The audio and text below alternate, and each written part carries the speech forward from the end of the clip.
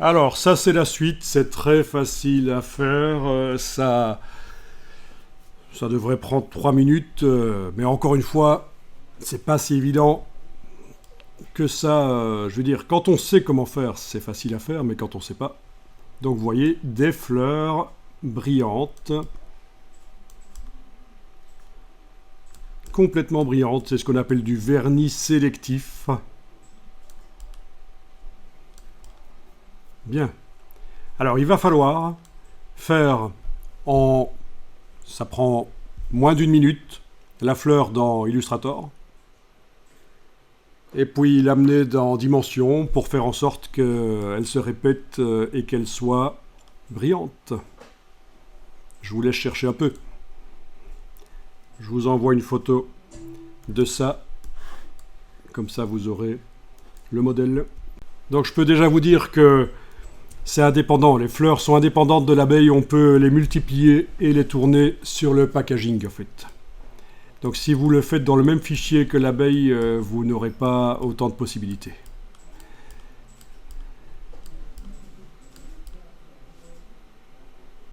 Si je modifie la couleur de fond de la boîte,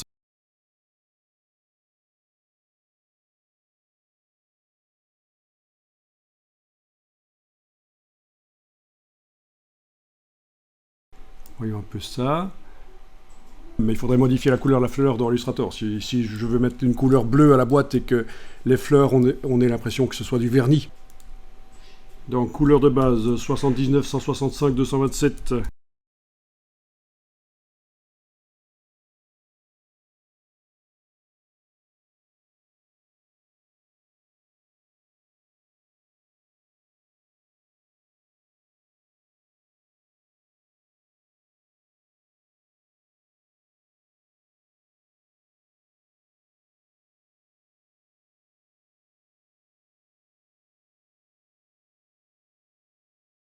Voilà, donc finalement j'ai fait la fleur de la couleur de la boîte et on a cet effet de brillance. Donc ça marche. C'est un peu chipot mais ça marche. Sympa. Allez, on le refait ensemble. Donc je démarre de la boîte ici. Voilà. Je vais la mettre là. Comme comparaison, je la mets et je vais travailler sur la copie ici. Ok. Et donc ça va se passer dans Illustrator. Donc dans Illustrator, nouveau document. De type RVB, c'est toujours mieux. Maintenant, si on vous oblige à faire du CMJN, vous le faites. Si on vous dit de faire ainsi, voilà, peu importe. Alors, forme de base, ellipse, on y va, on prend une ellipse, je trace en enfonçant la touche Alt et Shift et j'ai fait un cercle. Bien, donc palette aspect, menu fenêtre aspect. Pour l'instant, sur ce tracé, il n'y a pas d'effets spéciaux, on est d'accord. Je vais ajouter des points, objet, tracé, ajout de points d'ancrage. C'est ennuyeux d'y aller chaque fois dans le menu. Il n'y a pas de raccourci clavier. Par l'éditeur de raccourci clavier de Illustrator, je pourrais mettre un raccourci clavier, bien entendu. Je ne suis pas débile. Si je dois aller souvent dans un menu et qu'il n'y a pas de raccourci clavier, je fais un raccourci clavier. Mais donc là, il n'y en a pas. Objet, tracé, ajout de points d'ancrage. Je ne vais pas vous montrer comment faire un raccourci clavier pour cette fonction dans Illustrator. Normalement, c'est quelque chose que vous devriez trouver. Donc j'ai ajouté 2 fois des points d'ancrage, et chaque fois, entre 2 points d'ancrage, il y a un point qui s'est ajouté, mais qui n'est pas utile pour faire un cercle. Je vais aller chercher Effet, Distorsion et Transformation, Contraction et Dilatation. Et je joue sur le curseur. Suivant que je vais dans un sens ou l'autre, ça fait un espèce de soleil ou une espèce de fleur. Ok. J'ai pas besoin de décomposer l'aspect pour que les vecteurs soient réellement là. Ça va fonctionner même si C'est un effet spécial, vous voyez, la fleur n'existe pas vraiment, mais c'est parce qu'il y a l'effet de contraction et dilatation que je peux d'ailleurs aller modifier en cliquant sur son nom dans la palette aspect. Voilà. Bien.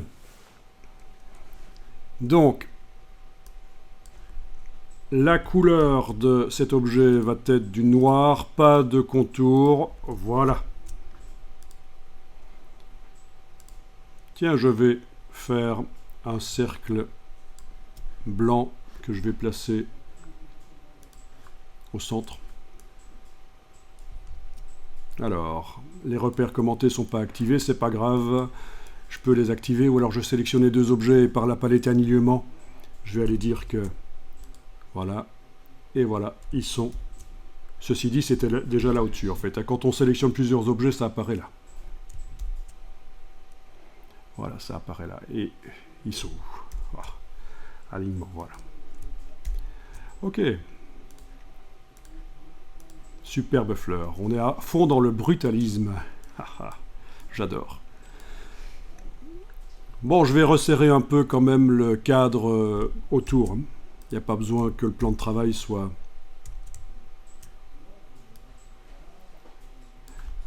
si grand autour. Voilà. Ah oui, et puis il y a quelque chose. Attention, attention. Le noir, là, c'est du noir quadri ou du noir RVB? Ah, il faut qu'on aille voir. Il faut que ce soit du RVB, mais... Ben non, c'est du noir quadri, en fait. Il est... Et donc, voilà. Je vais aller double-cliquer sur le noir ici. Non, je vais juste aller créer une nouvelle nuance. Nouvelle nuance RVB, voilà, du vrai noir. À fond. C'est un gros problème dans Illustrator. Quand on commence à faire des travaux et qu'on commence à mélanger, à superposer des formes noires, CMJN, à des éléments qu'on a importés et qui, eux, ont du noir RVB, vous risquez sur l'écran de ne rien voir. Et quand ça imprime, c'est moche. On a une espèce de gris clair, enfin non, de gris foncé, pardon, sur du noir foncé, c'est bizarre. Donc c'est un gros problème habituel. Ok, et donc là, j'enregistre sous et je vais appeler ça fleur à trou pour la différencier de l'autre. Voilà. Ça vous fait rire des bêtises pareilles. Donc dans dimension, je dois absolument donc sélectionner la boîte. Importer, placer l'image sur le modèle. Je peux aussi l'amener d'une autre manière, bien sûr. Il y a deux autres manières de l'amener. Voilà, elle est là. Dans l'empilement des images, elle est tout au-dessus, c'est pas bon. Je vais la faire passer en dessous. C'est comme une espèce de mini palette décalque. C'est... Voilà. Je dis que c'est pas une décalcomanie, c'est un fond. Elle recouvre la totalité de la boîte. Ça peut être très sympa comme design. Ça fait très Apple, en fait. Ah, mais le blanc, ça devrait être un trou. C'est pas grave.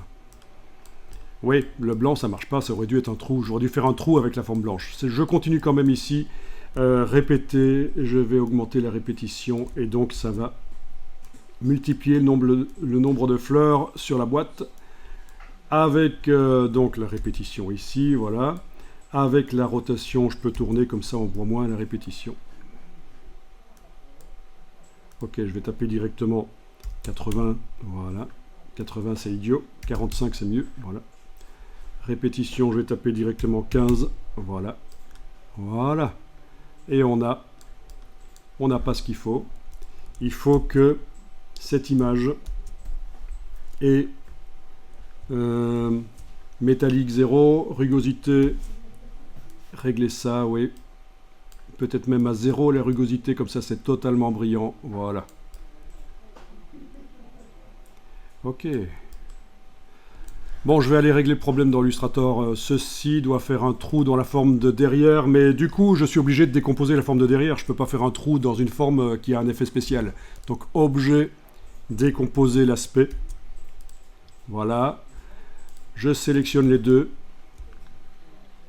Ah, je dois encore décomposer l'aspect apparemment. Objet, décomposer. Objet décomposé.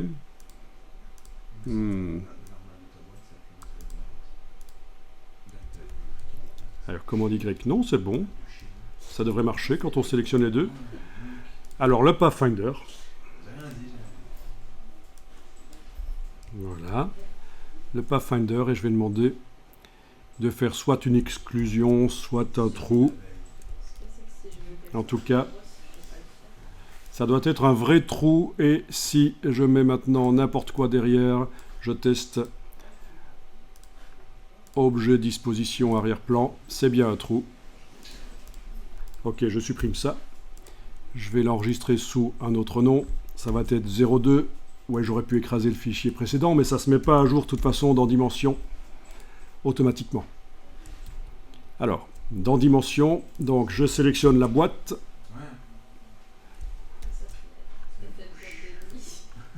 La boîte, plus précisément. Je vais double-cliquer pour entrer dans sa matière. C'est bien ça l'image 32. Et je vais mettre à jour en cliquant là. Et je vais chercher la fleur à trou 02. Voilà. Et c'est ce que je voulais.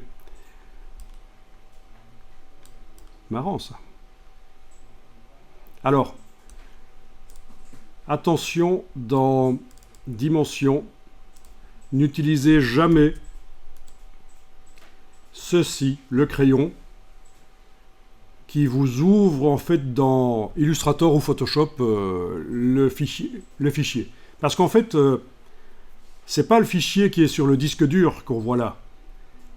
Chaque fois que vous amenez une image dans Dimension, il copie l'image, sans que vous le voyez, dans le fichier .dn. Et ça va complètement vous embrouiller si vous utilisez cette fonctionnalité d'ouvrir dans Illustrator ou Photoshop au départ de Dimension, parce qu'après pour la ramener ça va pas être facile. Donc faites toujours comme j'ai fait là, réindiquer le chemin vers le fichier que vous avez modifié. Ok.